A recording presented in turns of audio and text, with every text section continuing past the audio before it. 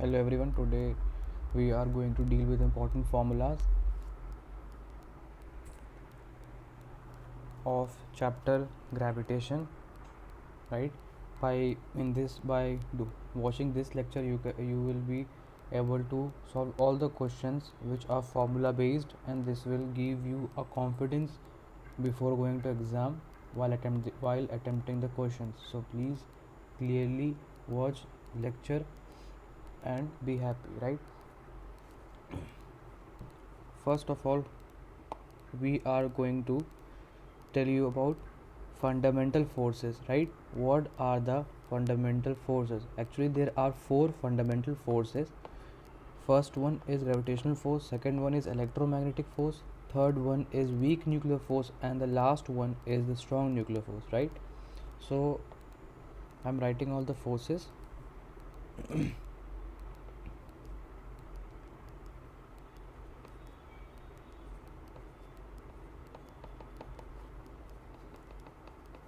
Gravitational force, electromagnetic force,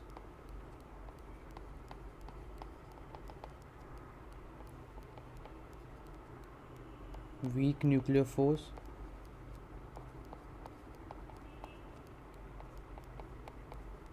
and the last one is strong nuclear force,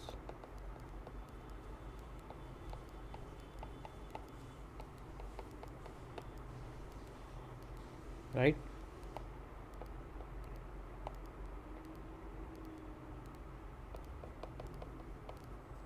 Now it's more clearly visible. Let it be. one more important point which I want to add is that what is the mass of Earth, right? So we are going to write mass of Earth as 6 into 10 to the power 24 kg. Radius of Earth as 6400 kilometer, right? This thing you have to learn it directly to deal with questions easily, right? Now I want to tell you that, see, it is the first page. Okay, in this lecture we are going to deal with all the important topics. I am giving you a glimpse of the slides so that you should know at least what we are going to study in our remaining time. And there is our end. Okay, lectures end. Okay, now first of all, what do you mean by gravitational force, right? See, gravitational force is the force which is acting between two bodies of mass m1 and m2, and this force is inversely proportional to square of distance between them. Okay, all the universe, okay, all the planets which are revolving around the sun are revolving due to the gravitational pull of the sun towards it, right? All the planets exert equal gravitational force, and gravitational force depends upon the mass of two bodies and the inverse ratio, and it follows inverse square ratio relationship, right? So what do you mean by gravitational force? It is the force which is acting between two body. It is the force acting it is the force acting between two bodies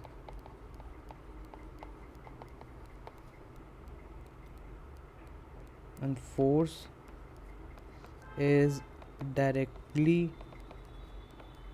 proportional to product of their masses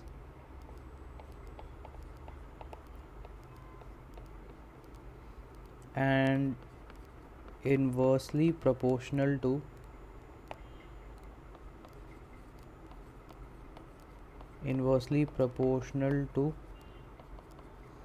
square of distance between them.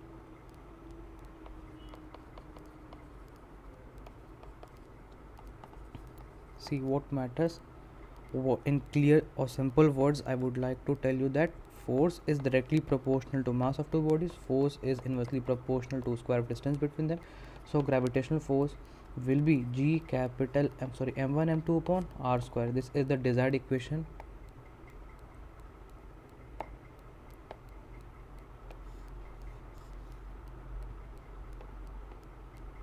This is the desired equation which we are getting by the theory. Now see, To make it more clear, let us take two examples. First this body of mass m1, right, and second body of mass m2.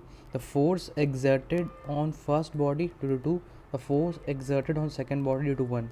These are equal in magnitude and they are opposite vectors, right? And the value of gravitational constant, actually we are removing, see, force is directly proportional to product of the mass is inversely proportional to square of distance between them, right?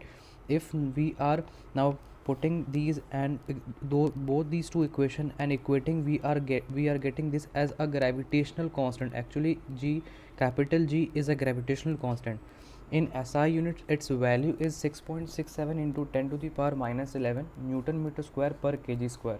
To write this in vector form, we'll be writing it as G m1 m2 r1 r2 upon r1 r2 r1 whole cube, right? See, we know that what a vector represents. Suppose it is a vector A, then we will be representing this as its magnitude. Suppose this is vector A, then we'll be representing its magnitude of vector A and the direction of vector. Simply, if this is the only thing we can, with this value we can put it in this equation, and by putting this we can be getting by replacing the unit, by replacing this r12 vector, we'll be getting r12 square here. Okay, so if we will be taking in a square, then it will be a simple vector, but when it will be a unit vector, then it will be on the downward side, it will be square, right? Here it will be square if we are taking unit vector here, and if we are simply taking as a vector, then here it will be cube. Okay, these are just the vector form of representation of gravitational force between the two bodies. Okay, now moving forward, we have the next topic as gravitational field intensity. See, when gravitational force is defined for unit mass, it becomes gravitational field intensity, right? So let me write this. In a gravitational field,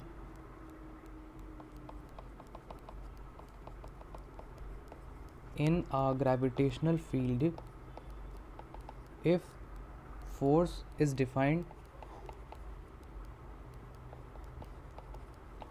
defined for unit mass,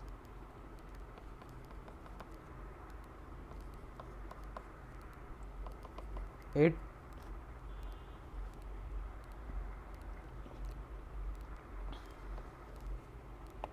in a gravitational field, if force is defined for unit mass, it becomes gravitational field intensity. Gravitational field intensity, see, intensity is equal to F upon m, right? So we can write it as G capital M upon R square upon m. We'll be getting as intensity is equal to Gm upon R square. This is the intensity. See, now gravitational field intensity is defined for two different bodies, right? And in our syllabus we have to study intensity for two different bodies. First of all, the body is due to hollow sphere, and second body we are going to deal is a solid sphere. Okay, now for example, see, this is a diagram representing a hollow sphere. We will be studying the three conditions when a body is placed inside the hollow sphere, when the body is, second case when body is placed at the surface, and third case when the body is placed outside the surface. So we are going to deal with the three cases, right? And this is applicable for both the bodies, for hollow sphere as well as for solid sphere. So please pay attention and look forward.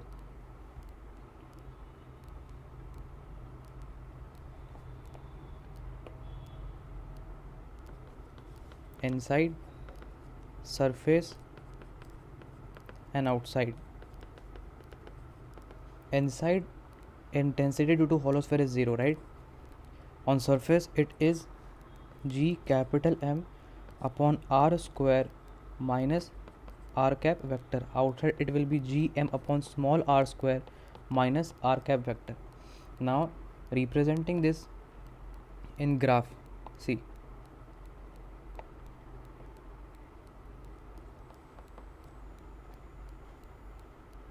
here it will be Gm upon Gm upon R square, right? This is the graph which we will be going to obtain. See, we can get this as, see, intensity is equal to gm upon r square, right?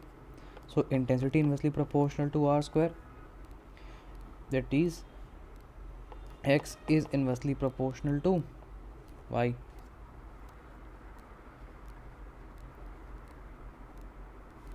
So we're getting this graph.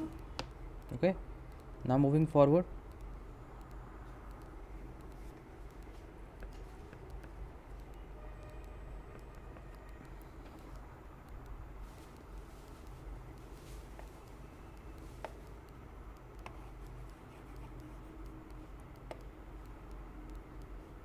now gravitational field intensity due to solid sphere, right?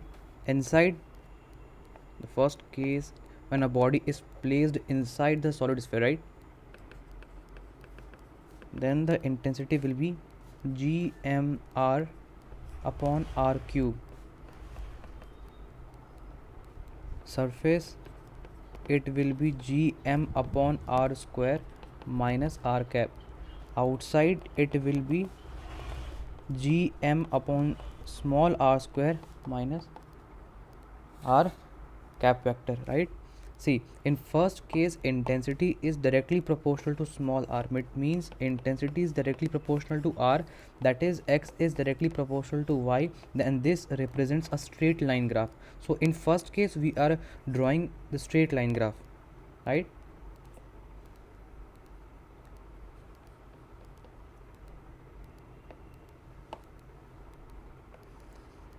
A student can ask that why we are drawing the graph in minus y. Okay, the reason behind this is intensity is an attractive force. Okay, and we are everywhere representing as in minus sign. Okay, which represents an attractive force.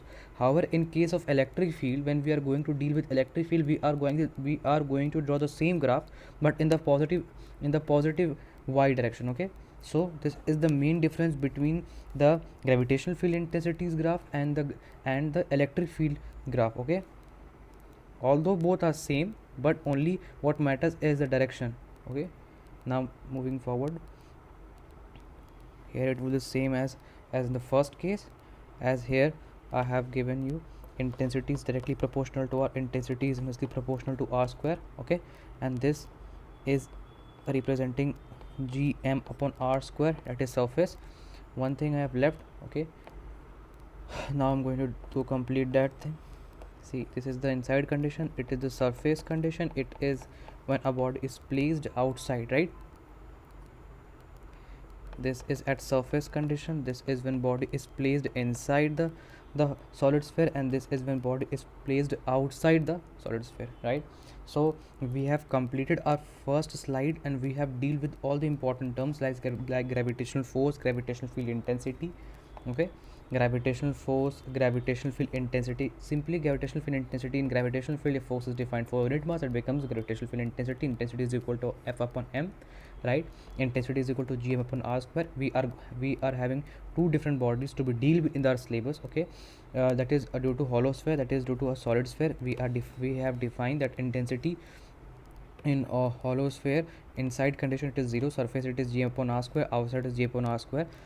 What is changing is just the distance, right? And these are the two important graph. Okay, now we are moving forward in the next page and going to deal with acceleration due to gravity. Here we have given acceleration, simply the word simply starts with acceleration, right? So it is going, so here we are going to deal with the acceleration due to gravity. For example, see,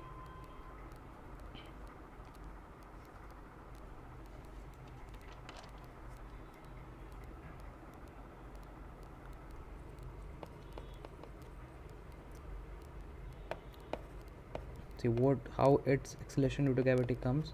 F is equal to mg effective, right? And the force between two body is g capital M small m upon r square is equal to mg effective. So we are getting the value of g effective as gm upon r square. Okay, so this is how we are getting the value of acceleration due to gravity.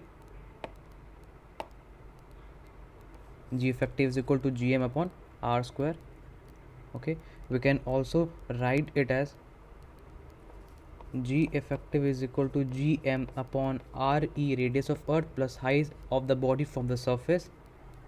This is also another method of representing the same G effective, and its value is 9.8 meter per second square. See, I can you can, if you want to check that it is an acceleration term or not or what, then you can simply see the dimensional formula of it.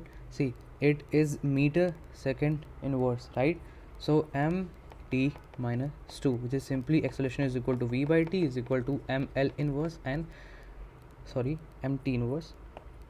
Speed is equal to distance upon time inverse, time, so we will be getting mt minus 2. So by comparing this, we can say that it is an acceleration term, right? Acceleration due to gravity. We can also take the value approximation as 10 meter per second square, and this will be mentioned in the question, then you have to take this value. Okay, this is acceleration due to gravity. So what you have to learn at the last is that the value of g, the value of small g, is G capital M upon R square simply. Now moving forward, in the terms of density, we can represent acceleration due to gravity in terms of density also. See, G is equal to Gm upon R square, and we know that density is equal to mass upon volume. Replacing the value, will be getting density into volume, which will be 4 by 3 pi r cube. Now putting the same value in the equation, we'll be getting it as G density upon 4 by 3 pi rho cube upon r square. Will be getting the value as G is equal to 4 upon 3 pi rho G capital R. This is the acceleration due to gravity in terms of density. You have to learn this equation so as to deal in questions more easily.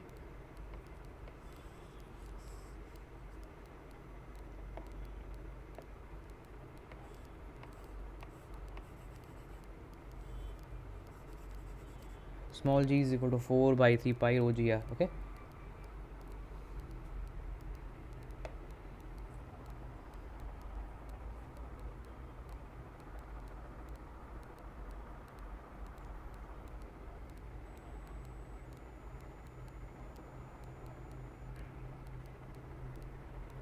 When we are going to write it, when it is less than 5%, then we are getting as delta G upon G is equal to 1 minus 2h upon R.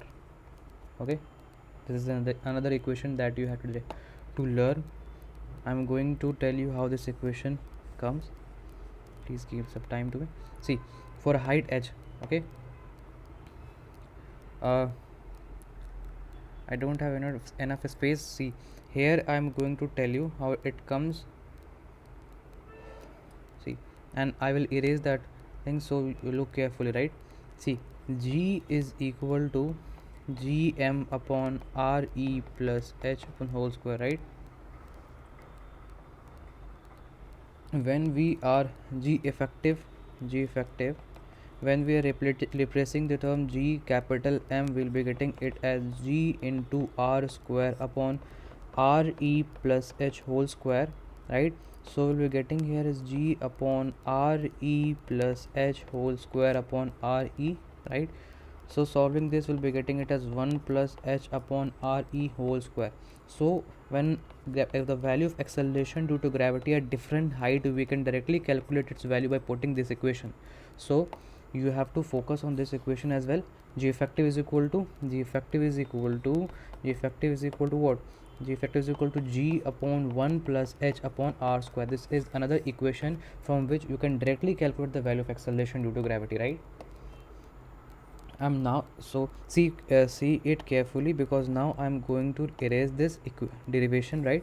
This equation is not as much important as to learn the equation directly. Okay, so you can save your time and directly solve the question. Now moving forward,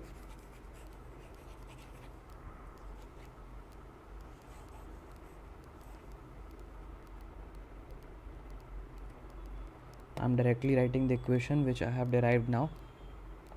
G effective is equal to G upon 1 plus h upon R whole square. This is the equation, desired equation. Okay, let me put this. right here. G is equal to G for, yeah. So as to make it more clear, so that you can revise it directly. Now moving forward, so when we are going to depth, see, the value of acceleration due to gravity is changing at both the sides, okay, when we are going above the surface and when we are going down the surface, okay. So we are going to deal when a body is moving, due to depth, right, when a body is going down the earth, okay. Now the value of G, see, these terms, right, this is capital R is the radius of earth, small is the depth, and this small r representing the distance of the body from the center of the earth, right. So these terms you have to focus. Now moving forward, we are writing the value of G, acceleration due to gravity at surface, in terms of density as 4 by 3 pi rho G capital R, and here we are writing is G is equal to 4 by 3 pi rho G small r, okay. Now see, the value of acceleration due to gravity at depth, G depth, is equal to 4 by 3 pi rho G small r, okay. We can write it in another way as R minus D, okay. Now we can also write it as 4 by 3 pi rho G R 1 minus D upon R, and we already know that this value 4 by 3 pi rho G capital R is representing value of acceleration due to gravity at surface. So by replacing it, we can directly write it as value of acceleration due to gravity at depth is equal to G 1 minus D upon R, right.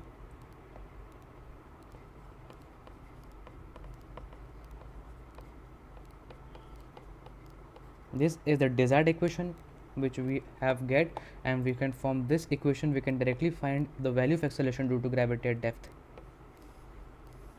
okay.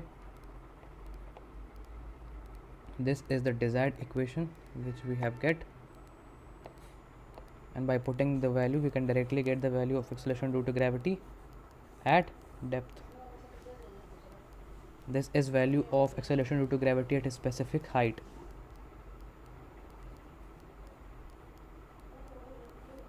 Okay, now we have covered our topic.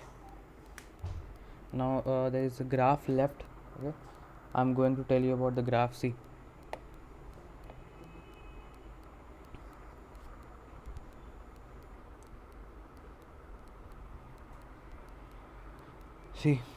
GD is equal to GM upon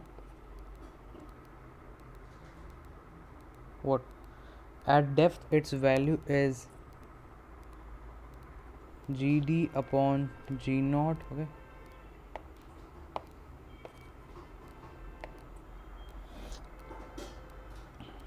GD upon G naught is equal to GM upon R square, right. At depth it will be small r square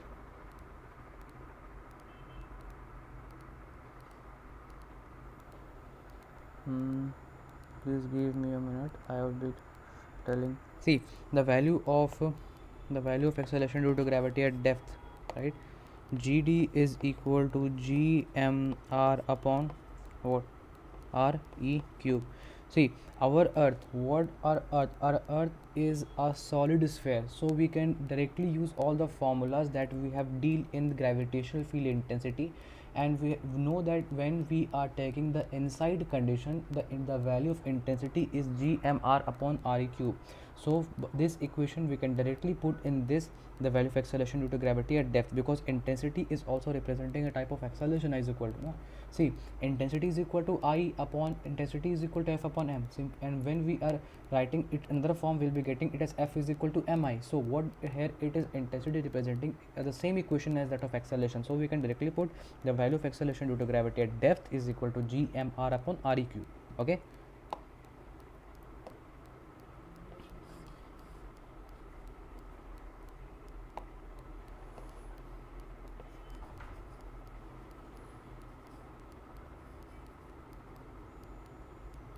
Now I will be drawing the graph, okay.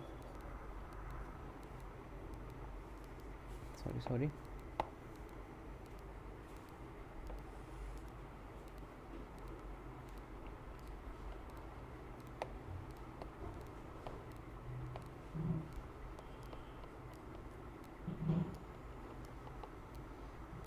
it is directly proportional to r. See, here we know that g at depth is directly proportional to r in inside condition, and when it is outside is inversely proportional to r square, right? Better to draw it in same color so as to make it more clear. Okay, now I'll be writing when which value is taken. It is at the surface, it is which when body is outer surface, this is when the body is inside the surface, right? When it is at surface, it will be gm upon r square. When it is inside surface, the equation to r. When it is outside, inversely proportional to r square. These are the conditions representing the variation of acceleration due to gravity at different conditions, right? Now we have completed our second slide, and in this slide we have deal with the value of acceleration due to gravity. All right, we are representing the value of acceleration due to gravity in different terms, in terms of density, in terms of height, in terms of depth, and I have given a short brief of the derivation so that you can make it more clear, so your concept should be more clear rather than directly learning the formula, so as to remember the things more accurately, right?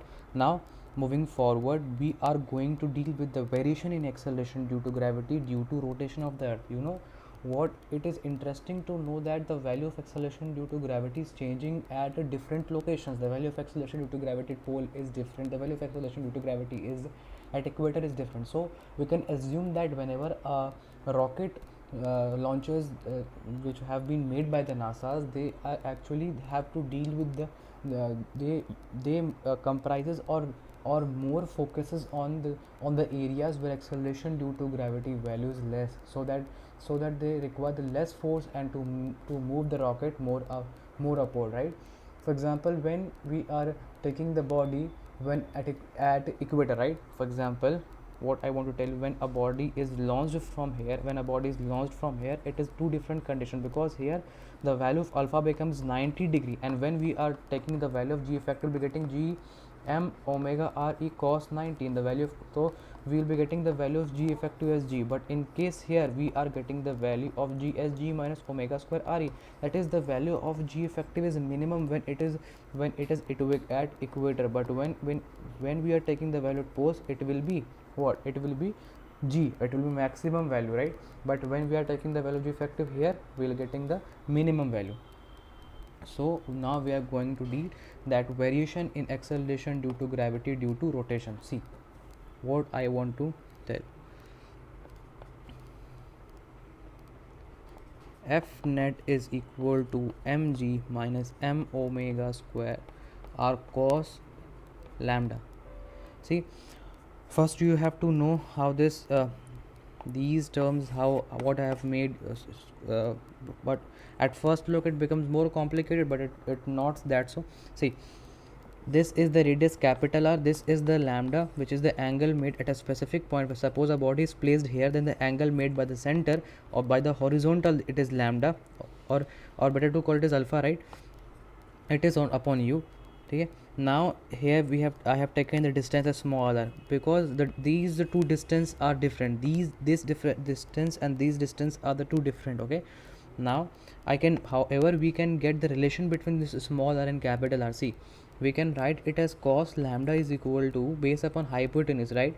So we can write it as small r upon capital R. Putting the values, we are getting capital R cos lambda. Okay, now we can directly put the value so as to get the equations, right? See, when a body is moving, it is having an outside force, it is m omega square r. When its body is on the surface, it will be getting normal, and when we are taking the component of this outside force, centrifugal force, m omega square r will be getting as m omega square cos alpha, right? So now you have understood that what these equations and how these equations have been come. Now moving forward, we are getting it as mg effective is equal to mg minus omega square r cos alpha. Okay, cutting the value, m will be getting g effective is equal to g minus omega square r cos square alpha or lambda. This is the desired equation that you have to learn directly so as to deal with the questions more easily, right? Where r capital R is representing the radius of the earth, right? G effective is equal to G minus omega square R, omega square R cos square lambda. Okay.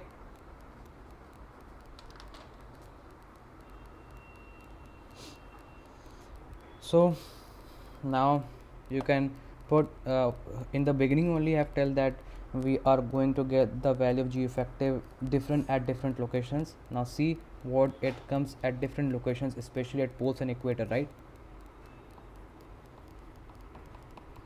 When it poles the value of alpha, it becomes cos 90 degree. So we'll be getting the value as G, means G pole becomes G. When we are taking the value of acceleration due to gravity at equator, we are going to get the value as G omega square Re. Okay, some of the equations that some of the relation that you have to learn directly. See,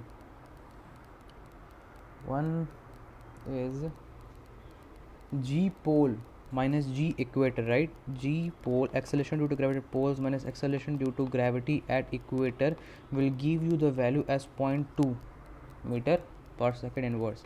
So this is one of the simple equations, or it is a direct terms that you have to learn. Okay, in questions they can directly ask you that the difference between the value of acceleration due to gravity at poles and at equator is 0.001 meter per second square or 0.002. So you can directly learn this term. Okay, so now we have completed our topic variation acceleration due to gravity at rotation. It is very gravitation chapter is very interesting topic, interesting chapter, because in this chapter we are going to deal with some of the important terms and some of the interesting terms, right? So being a student, being a physics student, right? You are studying physics, so you should be more desperate to learning the more to learn the more concepts, right?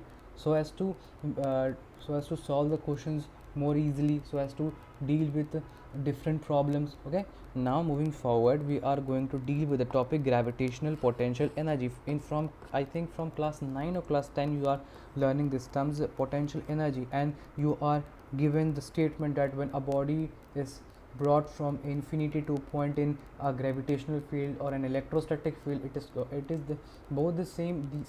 These change according to the chapters, or according to different topics, right? When a body is brought from infinity to a gravitational field without changing its kinetic energy, or the amount of work done in it is representing the gravitational potential energy, right?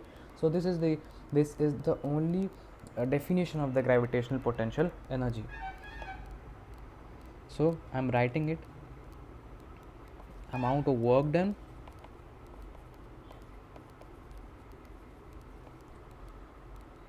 to bring a body or a particle, better to call it as particle, not a body, right? From infinity to a point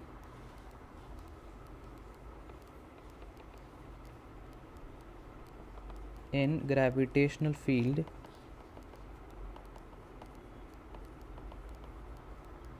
without changing its kinetic energy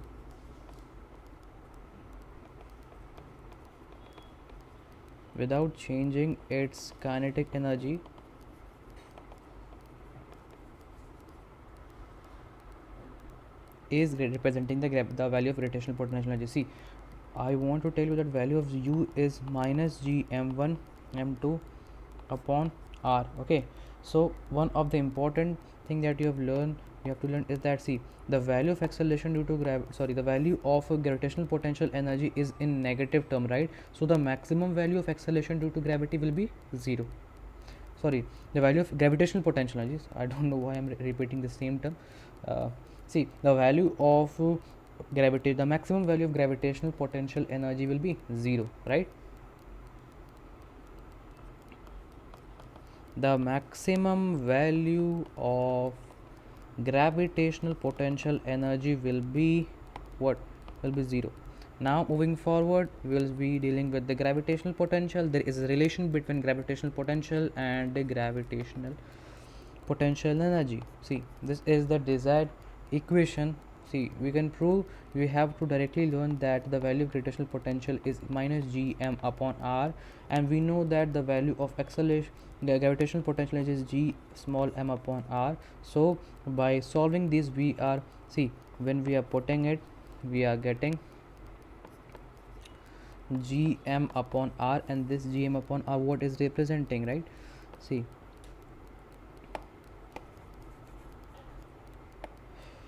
UG means potential, gravitational potential is minus g upon r, and gravitational potential is minus g capital M upon r, right?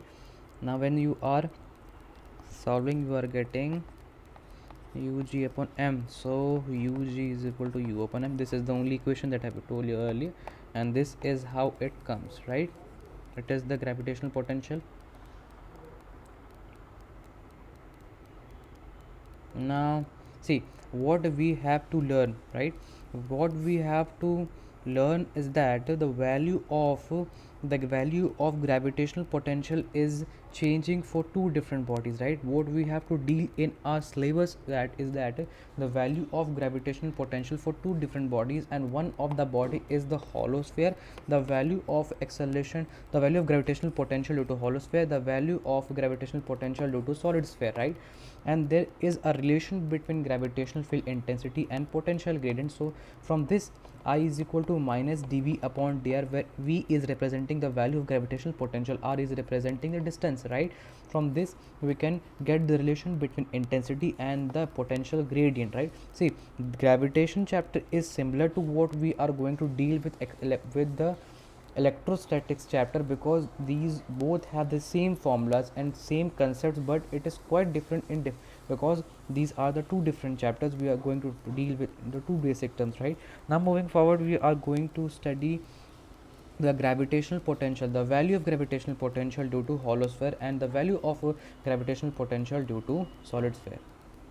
I'm sorry for the background noises. Actually, I'm recording this video in daytime because I do not have my time at night. I'm going to, usually at night I used to study.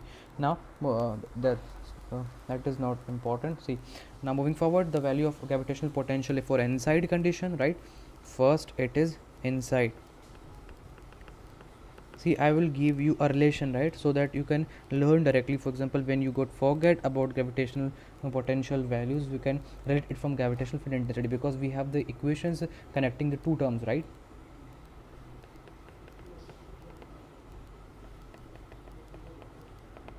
See, what we have learned, that the value of intensity was 0 in case of hollow sphere. That is, whenever I is equal to 0, I is equal to minus dv upon dr. Whenever this value here value comes 0, that is the value of potential will be constant. From so we are getting that the value of potential will be constant, right? It will be minus gm upon r. At surface it will be minus gm upon r. At outer it will be minus gm upon small r. Okay, now representing it in graph, we are getting the values as, see, the value at inside condition is constant, and in outside it is rectangular hyperbola. I will be telling you. See, it is potential, it is r. Here it will be minus gm upon capital R. Here with the value at surface, it when inside condition, it is the outside condition. Here see u is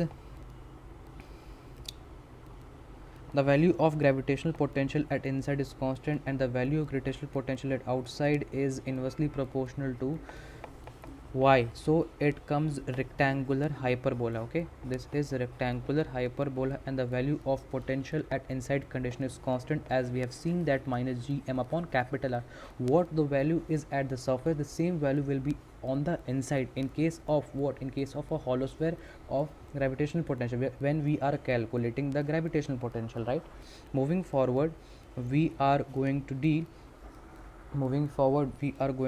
with the value of gravitational potential at outside condition in case of a solid sphere, right?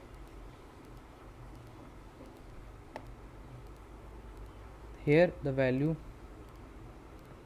at inside will be gm upon 2r cube 3 capital R square minus a small r square. At surface the value will be gm upon r, and at outside it will be gm upon r small r. Okay, so these are the equations, or these are the formulas that you have to learn for gravitational potential at three basic conditions: when a body is placed at surface, when a body is placed outside surface, when a body is placed at inside the surface. These are three basic equations that you have to learn directly.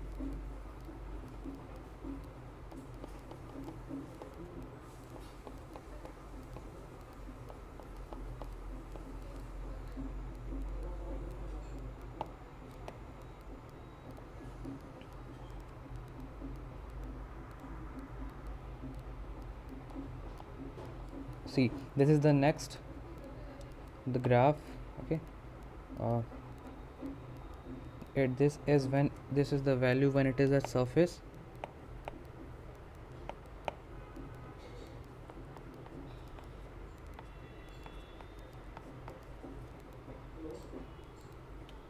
This is the value when it as the center. Okay, and here it is a parabola. Here it is a parabola, and here it is a rectangular hyperbola. Okay, so we have get the desired graph and the equations. Okay, now we are going to deal with the relation between the gravitation. Now we are going to deal with the relation between the gravitational field intensity and the potential gradient, right? See, what I've told is that intensity is equal to minus dv upon dr, right? And minus dv integrating will be getting minus dv upon, not writing minus at both the sides, dv is equal to minus integration idea. This is the two basic equations which we are getting as the equations. Okay, let it be more clear, right? Integration dv is equal to minus integration idr. Okay, dv is equal to I is equal to minus dv upon dr. Don't focus on the background sound. Actually I cannot close that sound. It is in the road. The best thing to avoid distraction is to make our concentration more, right? Now moving forward and studying the escape velocity, right? They can also write as I is equal to delta vg upon delta r. See, what is escape velocity represent? To leave the body from the gravitational field of a planet. The velocity which is given to the body to leave from the gravitational field of the planet is representing the escape velocity, right?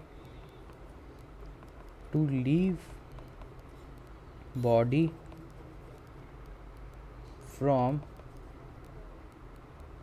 gravitational field, lecture.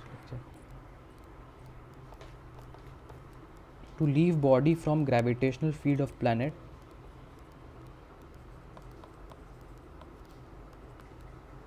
it does not depend on mass of body, not depend on mass of body and direction of propagation. It does not depend on mass of body and direction of propagation, right? It depends on mass of planet. It, however, it depends on escape velocity depends on mass of planet and position of projection. See, I'll be giving you all the proofs, right? That the escape velocity does not depend on the mass of the body and direction of propagation. It depends on mass of planet and the position of projection. These how these lines have been used for the escape velocity. We can directly learn. Okay, we can directly learn, or we can, I am giving you the proof, right? See what escape velocity and how escape velocity have been given. I don't know, we don't have enough space, but let me write it. Okay, I'm moving these terms, moving these terms downward.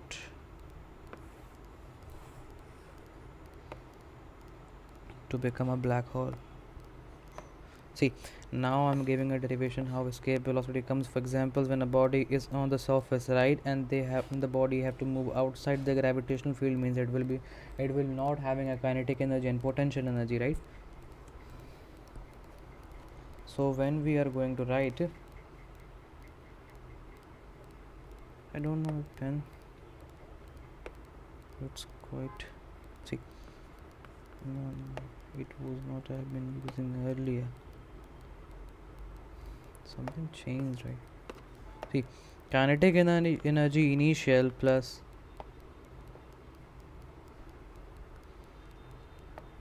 kinetic energy initial, right? Now it becomes more attractive. Kinetic energy initial plus potential energy is equal to kinetic energy final plus potential energy final. Suppose a body of a small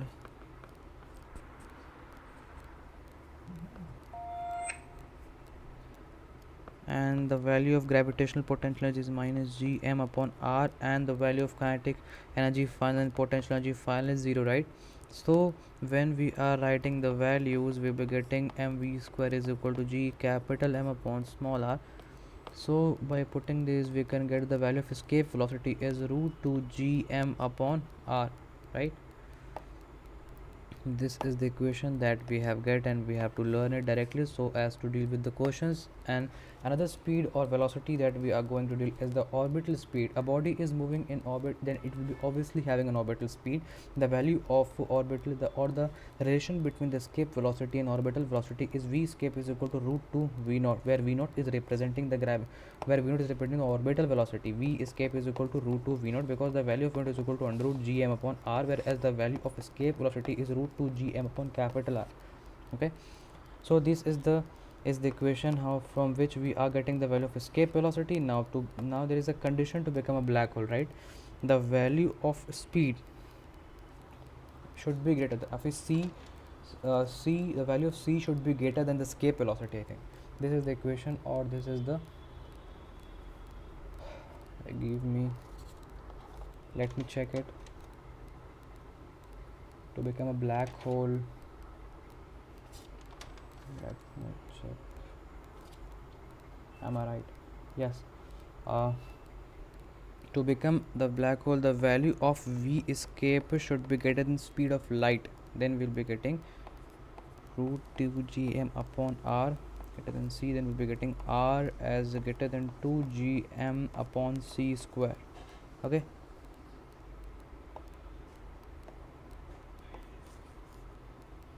by putting the value of radius, right, 2 g upon c square, we are getting the conditions, where we are satisfying the conditions to become a black hole.